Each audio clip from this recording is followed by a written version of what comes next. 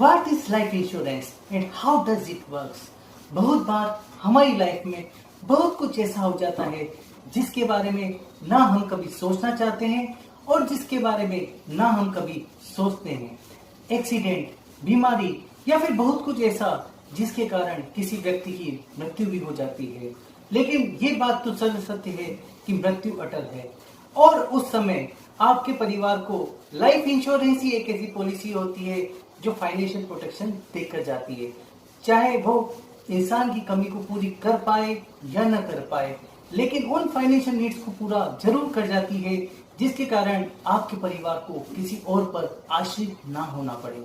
दोस्तों, मैं विकास जैन आज आपको लाइफ इंश्योरेंस को बहुत बारीकी से समझाने वाला हूँ, लेकिन इससे पहले इस चैनल को आप लाइक कर लें, सब्सक्राइब कर इस बेल आइकन को दबा दें ताकि मेरी ऐसी वीडियो आपको लगातार और बार बार मिलती रहे। हम सब अपने परिवार को लेकर बहुत चिंतित भी रहते हैं और हम सब अपने परिवार को प्रोटेक्ट भी करना चाहते हैं।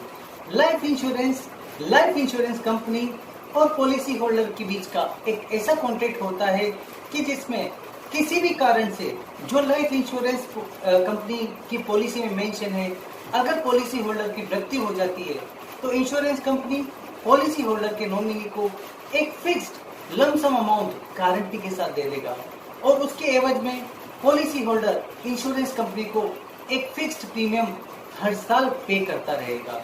अब ये सवाल हमारे मन में आना वाजिब है कि क्या सच में लाइफ इंश्योरेंस की हमें जरूरत है और क्या सच में हमें लाइफ इंश्योरेंस लेना चाहिए।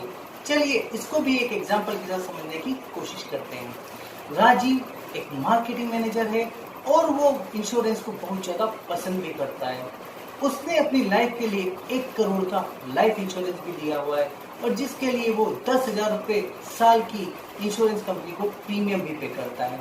वहीं सुनील एक बिजनेसमैन है और वो उसने किसी भी तरीके का लाइफ इंश्योरेंस नहीं ले रखा है, क्योंकि उसके अनुसार जहां पर भी पैसा नहीं आए या फिर जहां पर वो पैसा जो किसी भी तरीके का रिटर्न ना दे, उसमें पैसा लगाना इंटेलिजेंसी नहीं होती है। इसी कारण चूंकि लाइफ इंश्योरेंस किसी भी तरीके का रिटर्न फ्यूचर में नहीं देता, उसने लाइफ इंश्योरेंस कभी भी नहीं लिया।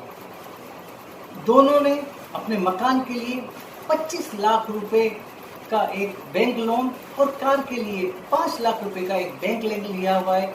इसके अलावा सुनील ने 5 लाख रुपए का एक बिजनेस लोन भी लिया हुआ है। वो इसलिए लिया हुआ है ताकि वो बिजनेस को उस 5 लाख से रोटेट करता रहे। अचानक राजीव का एक्सीडेंट से और सुनील की हार्ट अटैक से मृत्यु हो जाती है और वो दोनों ही अपने परिवार के लिए अर्निंग मेंबर्स थे। चूंकि राजीव ने 1 करोड़ का लाइफ इंश्योरेंस लिया हुआ था, तो इंश्योरेंस कंपनी उसकी वाइफ को 1 करोड़ का चेक प्रोवाइड कर देती है, जिससे उसकी वाइफ घर और कार का जो 30 लाख का लोन था उसको चुकाकर बाकी 70 लाख से अपने परिवार की फाइनेंशियल नीड्स को पूरा करने की शुरुआत कर देती है। वहीं सुनील ने किसी भी तरीके का लाइफ इंश्योरेंस नहीं लिया था, तो बैंक उसकी प्रॉपर्टी, उसका जो मकान था उसको और कार दोनों को जब्त कर लेता है, क्योंकि उन दोनों का मॉर्गेज बैंक के पास होता है। इसके अलावा जो उसके बैंक के अंदर एक 5 लाख रुपए रखे हुए थे, वो भी उसके बिजनेस लोन को चुकाने में चले जाते हैं। अब राजीव के परिवार के पास किसी भी तरीके की जमा पूंजी नहीं रहती है, न घर रहता है और न कार रहती है और उसका परिवार बहुत ज्यादा परेशान भी हो जाता है। तो अब आपको ये तो समझ में आ गया होगा कि लाइफ इंश्योरेंस पॉलिसी क्या होती है और वो हमारे लिए इतनी जरूरी क्यों होती है। दोस्तों, अब हम ये समझने की कोशिश करेंगे कि लाइफ इंश्योरेंस पॉलिसी किस तरीके से खरीदना चाहिए और पॉलिसी खरीदते समय किन किन चीजों का हमें बहुत ज्यादा ध्यान भी रखना चाहिए। सबसे पहले जब भी हम कोई पॉलिसी ले, अपना फॉर्म स्वयं भरें। हम कभी भी एजेंट के भरोसे या ऑनलाइन प्लेटफॉर्म के भरोसे ना रहें कि वो हमारा फॉर्म भर देंगे, क्योंकि अगर हमने अपनी पॉलिसी में सभी चीजें सही तरीके से डिस्क्लोज नहीं करी तो हो सकता है जब आपको क्लेम की जरूरत पड़े, पॉलिसी जो कंपनी है, इंश्योरेंस कंपनी, ये कहकर मना कर दे कि आपने हमें गलत जानकारी दी थी। सेकंड, जब भी हमारे पास पॉलिसी आती है तो उस पॉलिसी को हम ध्यान से पढ़ लें, उस पॉलिसी डॉक्यूमेंट को हम बिल्कुल ध्यान से पढ़ लें और उसकी टर्म्स एंड कंडीशन को बिल्कुल समझ लें। क्या सारी टर्म्स एंड कंडीशन हमें फुलफिल कर रही है, क्या हर टर्म्स एंड कंडीशन को हम समझ पा रहे हैं और उसको लॉन्ग टर्म तक हम निभा पाएंगे। अगर किसी भी तरीके से टर्म्स एंड कंडीशन में आपको कोई प्रॉब्लम होती है तो IRDAI कहता है कि आप 15 दिन के अंदर पॉलिसी को वापस कर सकते हैं और उसके एवज में इंश्योरेंस कंपनी आपको उस पॉलिसी का पूरा प्रीमियम वापस कर देगा। तीसरा और सबसे जरूरी बात, कभी भी ओवर इंश्योरेंस ना लें।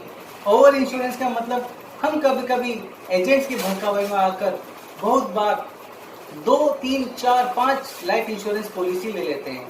अब 2, 3, 4, 5 लाइफ इंश्योरेंस पॉलिसी जो कि 3, 4, 5 करोड़ की हो जाती है और हमें लगता है कि क्लेम के समय या फिर हमें जब इसकी जरूरत पड़े हमें 3, 4, 5 करोड़ रुपए मिल जाएगा, लेकिन ऐसा कभी भी नहीं होता। इंश्योरेंस पॉलिसी आपकी वार्षिक आय से 20 गुना ज्यादा आपको क्लेम देने के लिए निर्धारित रहती है। तो मान लीजिए आपकी वार्षिक आय 4 लाख रुपए है तो 80 लाख रुपए से ज्यादा आपको क्लेम नहीं मिल पाता, चाहे आपने बहुत सारी अलग अलग पॉलिसी भी ली हुई हो। तो इसलिए कभी भी ओवर इंश्योरेंस में नहीं जाना है। हमें हमेशा इंश्योरेंस और इन्वेस्टमेंट दोनों को अलग अलग रखना चाहिए, क्योंकि जब हम इंश्योरेंस लेने जाते हैं तो एजेंट कुछ ज्यादा कमीशन के लिए हमें ऐसी पॉलिसीज बता देता है जो हमें इंश्योरेंस के साथ कुछ रिटर्न भी देकर चली जाती है, और इस रिटर्न के लालच में हम इस तरह की पॉलिसी ले भी लेते हैं। लेकिन दोस्तों, हमें कभी भी इस तरह की पॉलिसी नहीं लेनी चाहिए, क्योंकि इनका प्रीमियम बहुत ज्यादा हाई होता है और इस हाई प्रीमियम के कारण हम लंबे समय में इसका ज्यादा बेनिफिट उठा भी नहीं पाते हैं। एजेंट हमें या तो कोई यूलिप पॉलिसी या फिर ऐसी फिक्स्ड इनकम पॉलिसी प्रोवाइड करने की कोशिश करता है जो हमें इनकम टैक्स में भी बेनिफिट देती है। दोस्तों, फिर से मैं ये कहूँगा, इन्वेस्टमेंट, इंश्योरेंस और तीसरा इनकम टैक्स, तीनों को आप अलग अलग रखिए। अगर आपको इस तरह का इन्वेस्टमेंट करना है जिससे आप इन्वेस्टमेंट के साथ इनकम टैक्स भी बचा सकें, तो आपके पास बहुत सारे टैक्स सेवर म्यूचुअल फंड का ऑप्शन रहता है और वो भविष्य में आपको बहुत अच्छे रिटर्न देकर भी जाते हैं। इंश्योरेंस और इन्वेस्टमेंट दोनों को आप अलग रखिए, दोनों को आप कभी भी मिक्स मत कीजिए। और आखिरी सबसे इम्पोर्टेंट, जब भी हम लाइफ इंश्योरेंस पॉलिसी को खरीदने जाते हैं तो हमारे पास 2 विकल्प होते हैं, एक ऑनलाइन और दूसरा ऑफलाइन। दोनों विकल्प के अपने खुद फायदे हैं और दोनों विकल्प के अपने कुछ नुकसान हैं। आजकल बहुत सारे ऐसे ऑनलाइन प्लेटफॉर्म हैं जिस पर एक क्लिक में आप सारी इंश्योरेंस कंपनी की पॉलिसीज को एक साथ रिव्यू कर सकते हैं और उसमें से बेस्ट पॉलिसी को आप अपने लिए चूज भी कर सकते हैं। दूसरा, चूंकि यहाँ पर किसी भी तरीके का किसी एजेंट का कमीशन नहीं होता, तो यहाँ पर पॉलिसी आपको सस्ती भी मिल सकती है।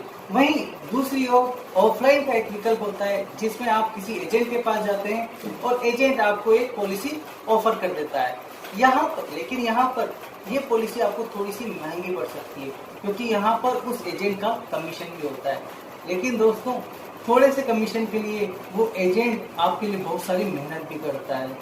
वो आपकी उन टेंशन को दूर कर देता है जो आपको पॉलिसी लेने के बाद समय समय पर याद रखनी पड़ती है, जैसे पॉलिसी की ड्यू डेट कब है और कब मुझे इसको रिन्यू कराना है, चेक मुझे किस तरीके से इंश्योरेंस कंपनी के पास जमा करना है, क्या नए नए विकल्प और क्या क्या नए नए अपडेट उस पॉलिसी में आए हैं, एजेंट हमें समय समय पर बताता रहता है। और जब क्लेम की जरूरत पड़ती है, एजेंट हमारे लिए बहुत मेहनत करता है उस क्लेम को सेटल करने के लिए।